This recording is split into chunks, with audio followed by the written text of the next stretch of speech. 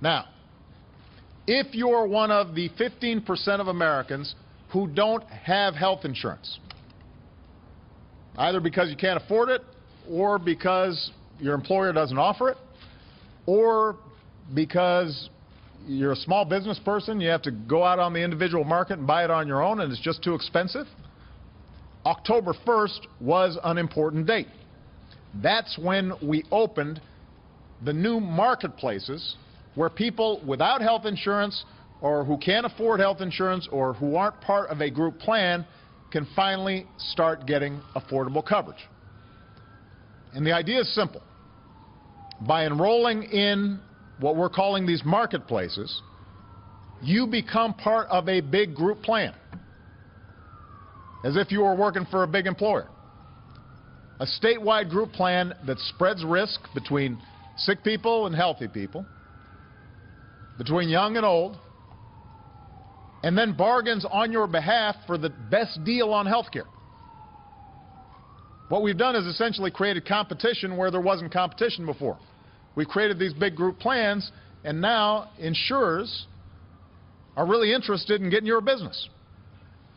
And so insurers have created new health care plans with more choices to be made available through these marketplaces. And as a result of this choice and this competition, prices have come down.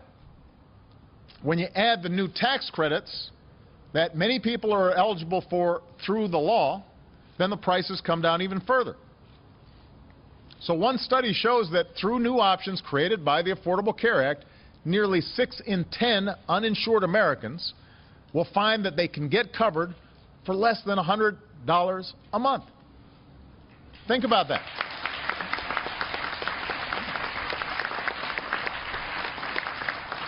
Through the marketplaces, you can get health insurance for what may be the equivalent of your cell phone bill or your cable bill. And that's a good deal. So the fact is, the product of the Affordable Care Act for people without health insurance is quality health insurance that's affordable. And that product is working. It's really good. And it turns out there's a massive demand for it. So far, the national website, healthcare.gov, has been visited nearly 20 million times. 20 million times. And there's great demand at the state level as well, because there are a bunch of states that are running their own marketplaces.